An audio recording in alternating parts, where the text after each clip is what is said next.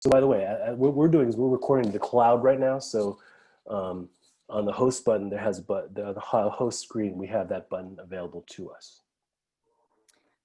All right, so I'm going to try to do just about 20 minutes on Flipgrid, but a couple people are asking questions about where to save screencasts, and so I'm actually, even though we're recording about Flipgrid, maybe you could pause, Rich, pause me for a sec, and can keep recording.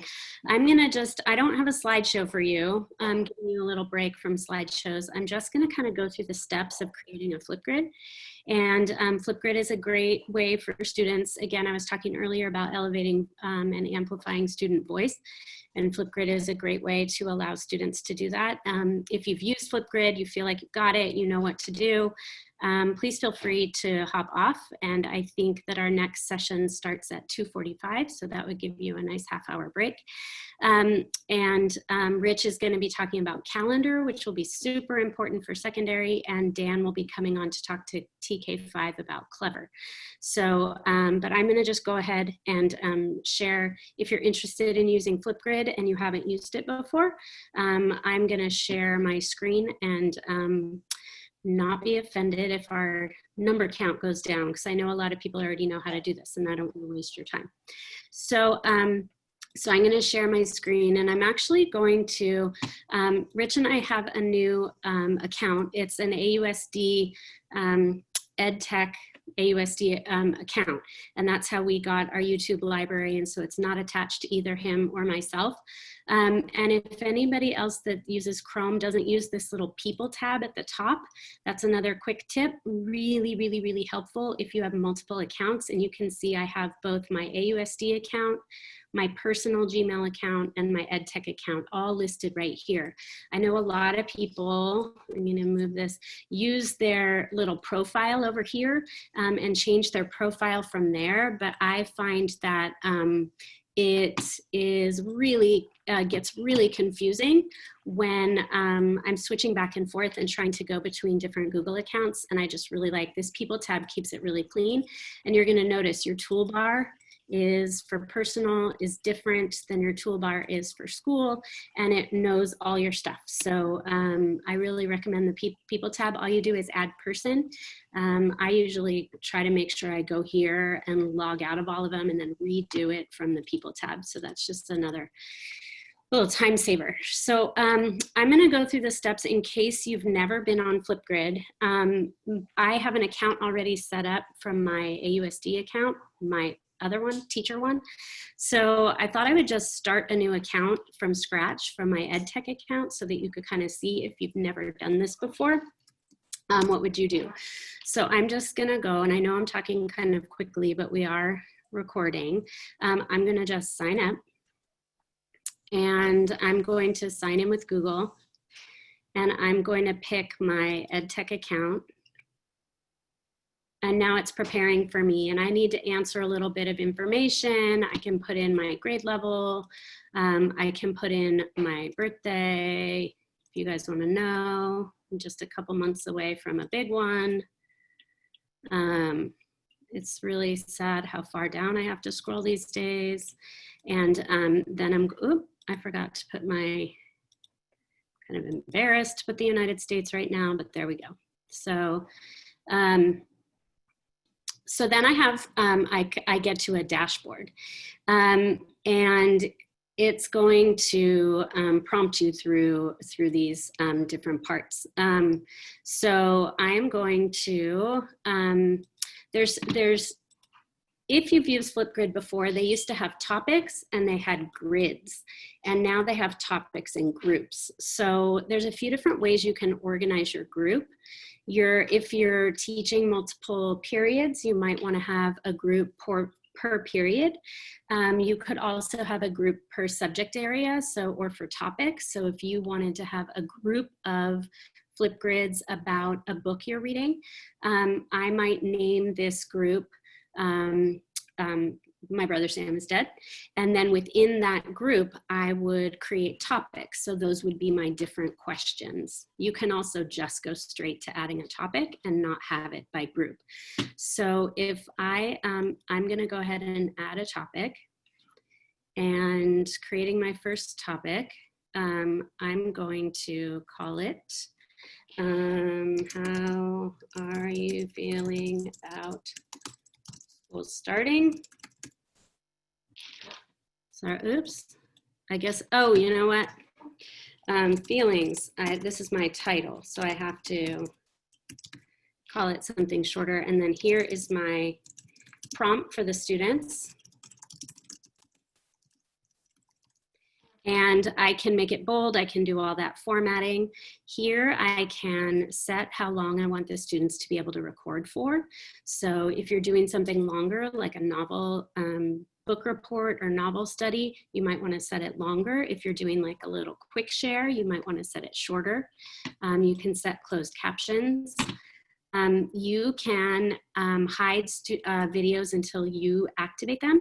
I usually do this, at least at the beginning, so that I can moderate the videos and make sure they're appropriate and on topic and things like that. And then I can also upload a video to that. I can add an image to that. I can add an emoji to that. There's all kinds of things you can add to your topic, so that when you post it, it'll have a little more flair. I'm not gonna take the time to do that right now. You will want to set this to student email, because unless you're TK, and then I think kindergarten through 12th, all students have an email that they're using to log in. It would be the same thing they use to log into Google Classroom or Clever or whatever their student account is. And then if you needed to, you could assign usernames as well, and you can enable a password too.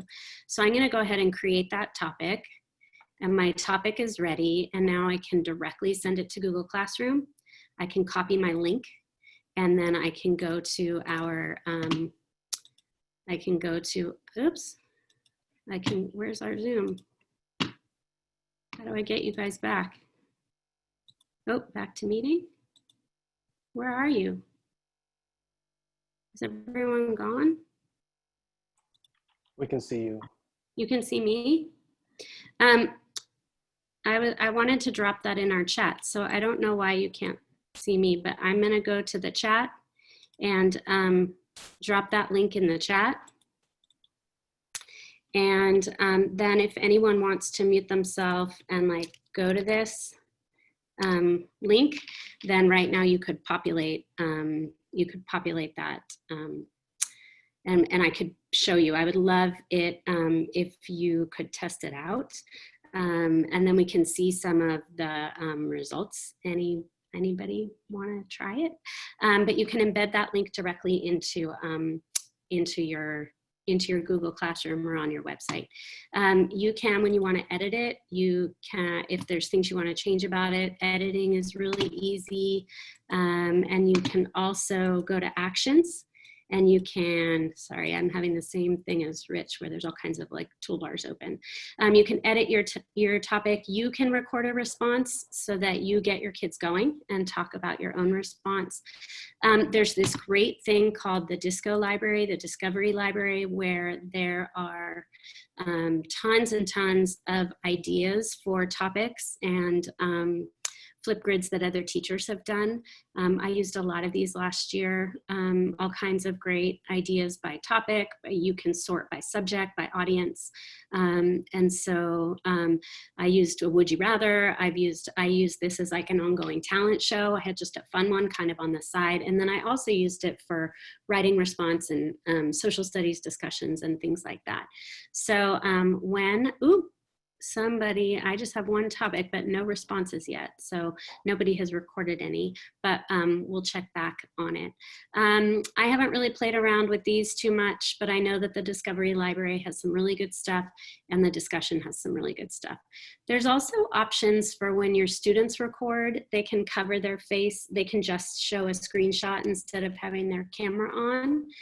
They can cover their face with an emoji. So if there are issues around camera usage or kids that are uncomfortable recording themselves, I mean, I'm still uncomfortable recording myself, and I've done, hours of these videos in the last 6 months, but it's still not super comfortable for me.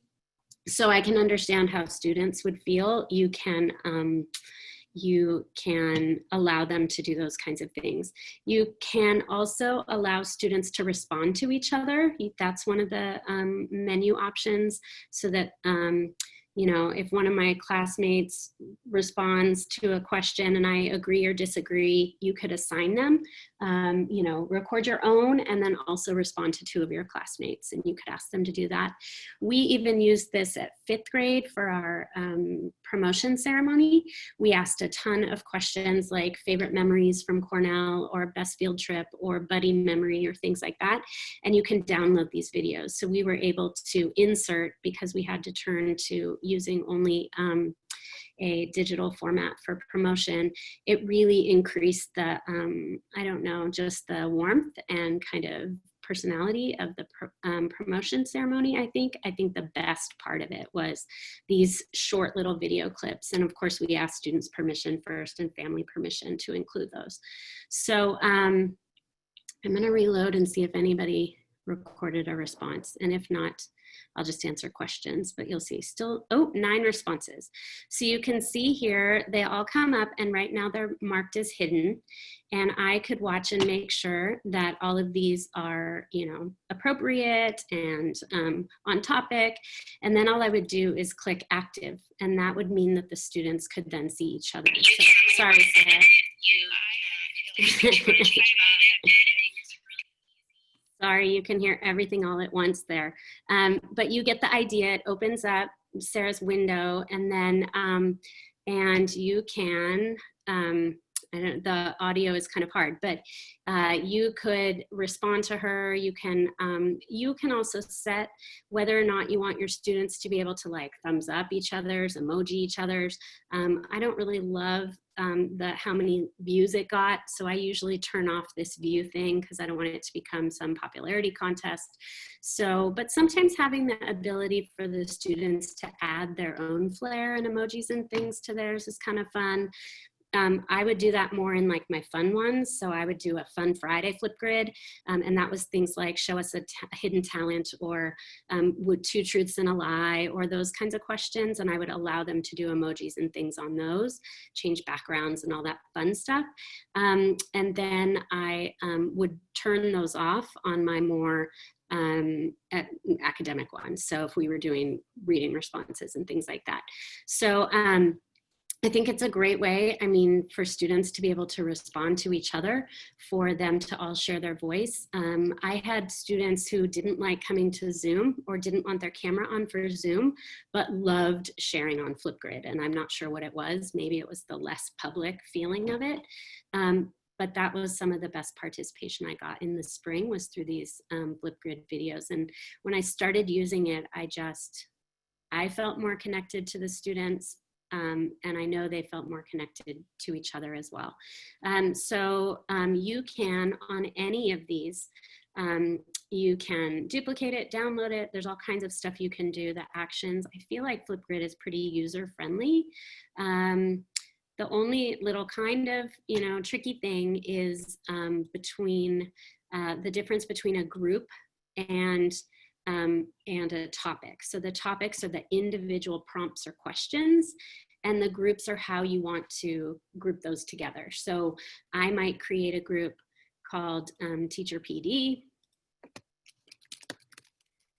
and then invite my students to join that. So if you wanted to do this by class period or something like that, and then I'm going to invite all my students to join that group, and they're going to all join with their AUSD, and select topics. So these topics are going to be included in this group. And now I can copy this link. And now I'm not just sharing that one topic with that group, I'm sharing the whole group of any topics that go inside of that group. So that part is a little tricky, and you'll see now that I have a Teacher PD group, it's going to list any topics I've put down in there. And again, if you did use this last year, groups now is the same thing that they called grids before. And there's topics, before there were topics within grids, and now there are topics within groups. So that's kind of the gist of it. Pretty easy to set up. Lots and lots of settings to look through just to make sure that you're putting out there what you want to. And I would play around with it and even send a topic to a friend or to your family and have them try it out and see what it looks like. And I'm happy to, that was kind of quick, so I'm happy to answer a few questions if you have them. Can I jump in real quick before you do that, Yeah. Dan? So if you use Flipgrid in the spring, I think they've upgraded their features. So I believe they can even talk on top of a screen. They can share their screen. I want to show you just real quick. Last year I did Flipgrid, just to get to know the software and also to have some fun with the kids. And I said, show me, demonstrate you cooking scrambled eggs. And so this is an example of. I swear, we are making scrambled eggs today. So obviously you need a pan and a spatula. So as you can notice, it captions it by itself, and the student did a voiceover on it. And they can add graphics and words and all sorts of neat stuff. I had a student who, for their video, when they filmed themselves making scrambled eggs, they did a stop motion. So you saw the egg rolling across the counter and cracking and going into the pan. And so the kids actually have a lot of fun and get really creative with it. As creative as they want to be. I have other kids who like, here, I'm done, it takes 2 seconds. But it is an avenue for like some of our more quiet kids really just were able to use it as a tool to express themselves in a pretty neat way. Again, you can moderate these. These are all active now. I happen to make them active so that the rest of the kids could see it. But you could also you have to click on the setting that says moderate, because when it's on moderate, you have to look at it before it goes live. And if you don't click moderate and you go straight to public, then you also are inviting possible issues. I also would recommend limiting the length, because I believe the maximum length that you can, so you have an option when you assign it of how long to set the length for, right? It could be like 15 seconds, 30 seconds, 2 minutes. I think the max is 10 minutes. You don't want to set it too long because you don't want to be sitting there watching that many videos. That's a big well, time think suck. about what your prompt is. It really depends on your prompt. If your prompt is tell me all about the book you read, and you're really using it as a longer thing, then I think 10 minutes or 5 minutes is great. For show me your hidden talent, a minute and a half is plenty to see them like play their whatever, thing. So I think that the length is really important to think about. A couple people, there was a great suggestion to use this to have students, Marianne says, to have students tell us how to pronounce their names. So I love that idea of using something like this so that we can all really learn how to pronounce each other's names. And maybe pronouns here is a great thing to do as well. Like introduce yourself, tell us how to pronounce your name and what are your pronouns. And so that's a really great idea. And somebody else is asking about importing from Aries. You don't need to do that. If you tell them to sign in with their school email, the first time they go to the grid that or the group or the topic that you share with them, when you share that link, it's just going to ask them to sign in with their Google account, just like I had to do. And I believe, I'm not sure this is single sign-on. We can ask Dan during Clever today, but if you put Flipgrid in if you have them get to Flipgrid through your Clever and they've already signed in, there's a chance they might not need to double sign in again. Somebody asked about feedback. Can I do a real quick show on how to do that? Okay. And so once they film their video and you're looking at it, this is the tab where I can watch Angel coffee because cooking scrambled eggs. Don't have eggs. And I can now scroll down here and click on the feedback button. And you could set up a rubric with scores. They by default have it so, okay, your ideas, you have a 1 to 5 scale, performance have a 1 to 5 scale, but you can edit that. You could also record video feedback where you record yourself responding to them, so you don't have to type it out. You could also type up private comments that go back to them. And so those are all options available to you to provide feedback with. Yeah, I had a lot of fun doing feedback. I did the recorded feedback for the 2 truths and a lie, where I was trying to guess which was the lie for my students. And we kind of go back and forth and trying to guess each other. So I really encourage you to look at that discovery library. Again, we were talking about sharing the load and lessening our work, and making use of the things that have been created. It might be a great place to start too, just to see what types of things are other teachers doing with Flipgrid. I know that, you know, in doing research about it and reading about it and looking for videos about it and tutorials, I mean, there's college professors that are using Flipgrid, you know, to have people, you know, explain the evidence of their scientific research and things like that. So I don't know what grade level. I do know that people as I think from 2nd grade on, I think I know have used this. I'm not sure of anyone at K or 1. And another thing is that it's rated pretty highly in terms of privacy. We did have one parent who was concerned about recording video from their home and that being kind of linked, the where the recording was coming from. And so, you know, obviously I wouldn't make this an absolute requirement. I mean, you would have to work with each family individually. And if there's a student or a family that's 100%, I don't want my kid recording video, even without their face or their, you know, their video on, 100% I would allow them some other way to share their voice, and not make it a requirement. But I think that this is pretty easy for students to use, even very young, and they love it so much. It really is a great way to connect.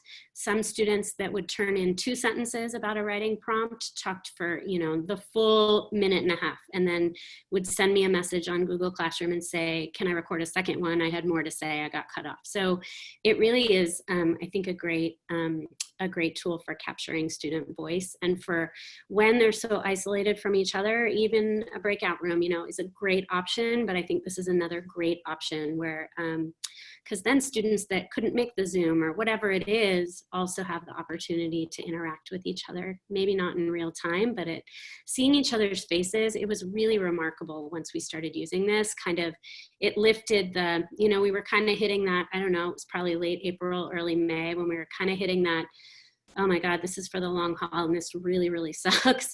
And then we added Flipgrid in. And I want to say, I think it really changed the whole tone of everyone's kind of demeanor and mood.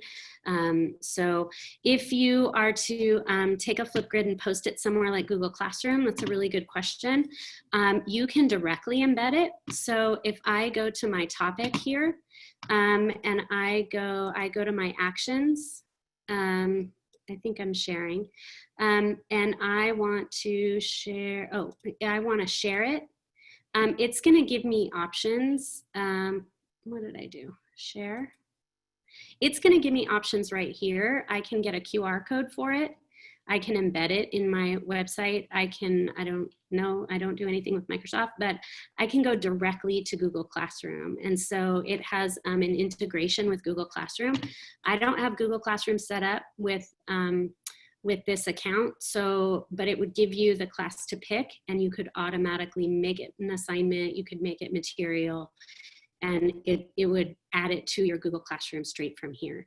So that's really, really nice. You could also just grab the link here, copy the link, and go wherever you're going to do your Flipgrid on your, if let's say you're going to do a Friday Flipgrid on your website, you could have the Flipgrid icon and the kids just know on Friday, and you could copy this link and make that icon your new Friday Flipgrid link. So I'm happy to kind of walk through the steps of doing that with anyone.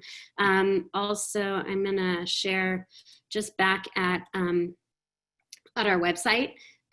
We have another way to test it out and try it. If you want to do this later, I would love, I don't think anyone's done it yet, but we were just planning on putting on our weekly newsletter a little. Jen, we should cut off and let people have a break before the 2:45. Our little teacher Flipgrid. So there's a little Flipgrid right here, and this is just a link to a topic for teachers. So that's kind of it, you guys.